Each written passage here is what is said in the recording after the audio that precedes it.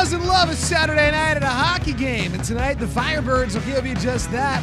Flint is at home once again and set for a divisional matchup with the Windsor Spitfires. Firebirds dropped a tough one last night and will try and get back in the win column tonight against one of the OHL's best. Let's go for the Firebirds and the Spitfires. Flint Firebirds hockey is on the air, and it starts right now. And good evening, ladies and gentlemen, and welcome inside the broadcast booth for tonight's pregame show, driven by Shea Automotive. Here to tell you the story, I'm Brian Gardner. We got the Firebirds and the Windsor Spitfires.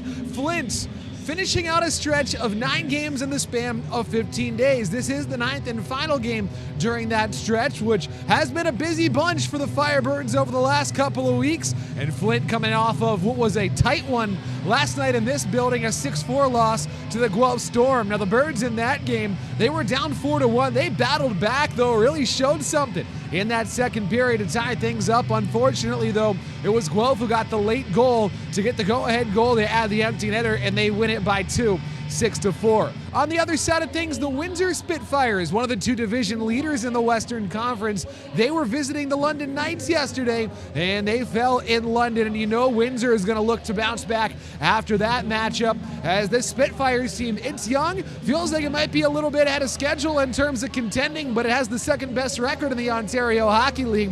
Firebirds have played them 3 times. They're hoping to get in the win column here on the 4th, and it's always fun when these 2 divisional rivals meet up. Of course, Windsor just across the Detroit River, a short ride away from here in Flint, a commuter game. You know, you'll see some opposing fans in either building when you're there. So we do have a lot to talk about for the Spits and the Birds, but before we get to that, we look back at what each of these teams did yesterday. We'll begin with the highlights. Yesterday in this building, the Firebirds taking on the Guelph Storm.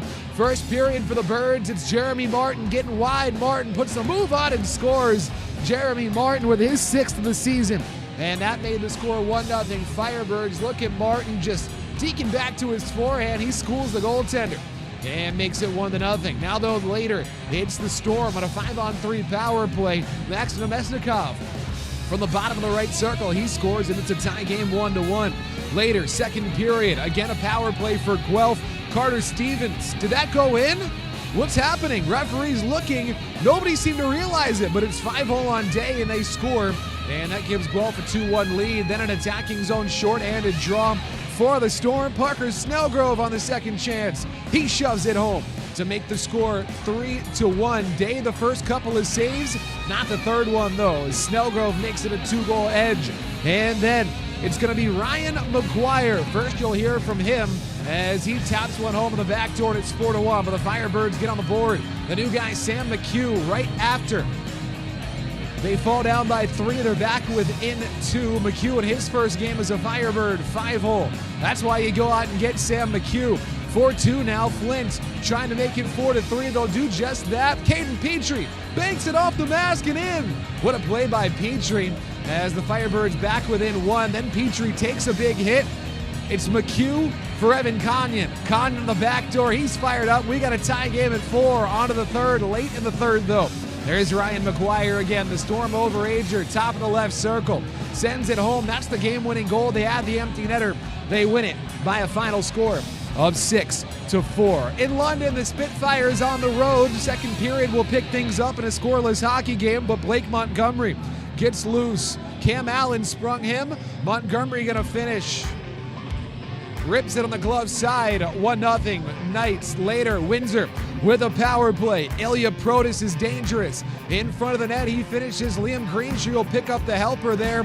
Protas is 26th of the season, and it's 1-1. Final minute of the second period. Montgomery again. Jacob Julian to set him up all along the corner there, but Montgomery just takes it off the wall, skates into the slot, top shelf, buried. 2-1 London. Third period, Knights gonna add to it. This time Sam Dickinson. Through traffic, top shelf. Looks like a screen on Costanzo, 3-1. Quickly thereafter, it's gonna be 4-1.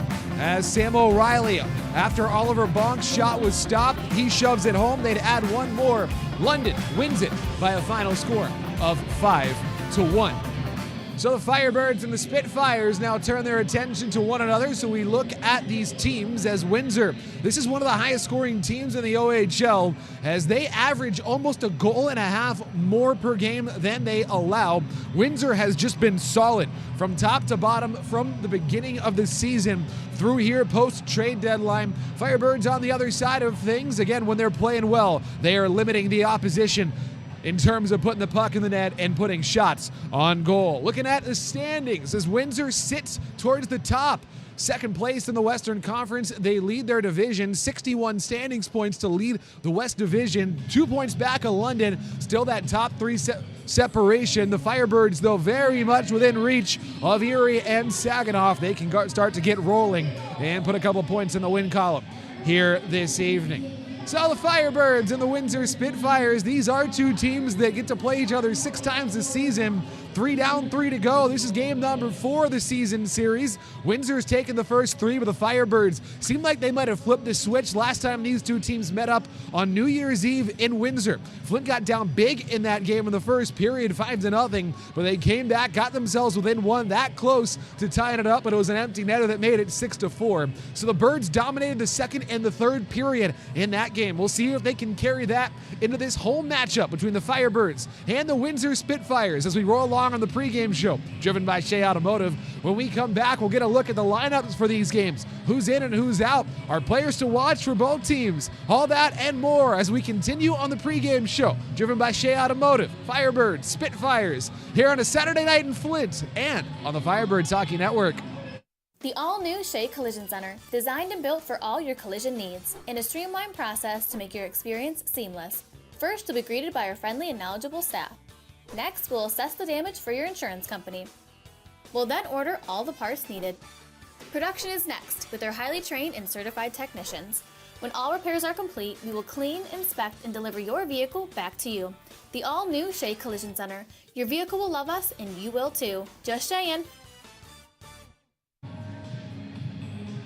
It's Flint and Windsor, Firebirds and the Spitfires.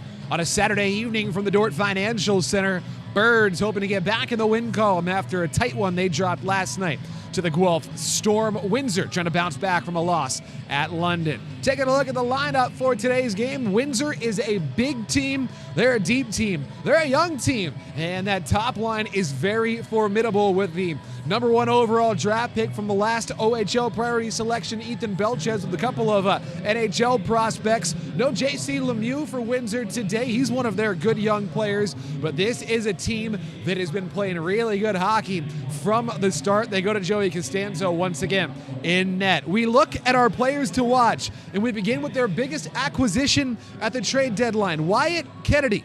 Kennedy came over from the North Bay Battalion in a trade on Thursday for a handful of draft picks. Windsor clearly looking to beef up the blue line, and Kennedy's a nice pickup. 2005-born defenseman, 11 points in 35 games as a battalion, made his Windsor debut last night. This is game number 2 as Kennedy, you imagine, will get a little bit more comfortable as it goes along, wearing the Windsor Spitfires colors, and here he is on the road with his team in Flint to take on the Firebirds. We already touched on Ethan Belchez. This is a rising star in the OHL. He sits 3rd among rookies in points in the league, 3rd in goals, and 4th in assists. 12 goals and 14 assists on the season for Belchez in 31 games played. He's a big kid. He's only 16, but he's 6'5" and 226 pounds. He does not look like a 16-year-old skating around out there. Missed the first 2 games against the Firebirds this season because he was at World U17 Challenge with Team Canada, but he had a goal and an assist in the Windsor win on New Year's Eve. 3 goals and 5 assists in his last 6 games. Belchez, keep an eye on him throughout this evening's contest. And to Liam Greentree, one of the top players in the Ontario Hockey League. Greentree, the first-round pick of the LA Kings of the 2024 NHL Draft, and he has kicked it up a notch this season. Second in the OHL in points, just 1 point behind Michael Misa. He has 69 of them. Misa leads the league with 70. He's also 3rd in goals with 29 and 3rd in assists with 40. He's been great against the Firebirds. 3 games, 2 goals, and 4 assists. The LA Kings prospect, Liam Greentree. Keeping an eye on him on that top line for Windsor. to the Firebirds and their lineup. Firebirds will be without their captain Connor Clattenburg today, suspended pending a review by the Ontario Hockey League after yesterday's game.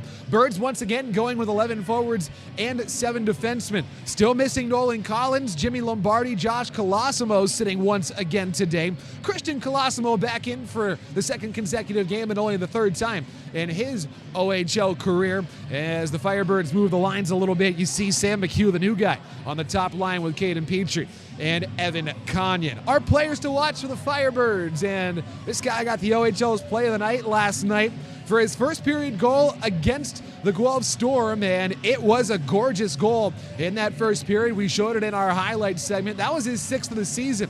6 goals, 4 assists, 10 points on the year for Jeremy Martin. He's 2025 NHL draft eligible.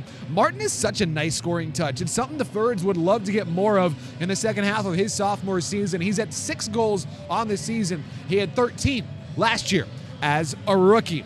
Caden Petrie will center the top line for the Firebirds off a career day yesterday. 1 goal and 3 assists for Petrie in the loss against Guelph. How about he factored in on every Firebirds goal? The Tampa Bay Lightning prospect just 1 point away from setting a new season-long career high, sitting at 30 points on the season, 14 goals. He's been playing really good hockey lately, and it seemed like he and Evan Conyon really found some nice chemistry with Sam McHugh right off the bat when they were united during the game.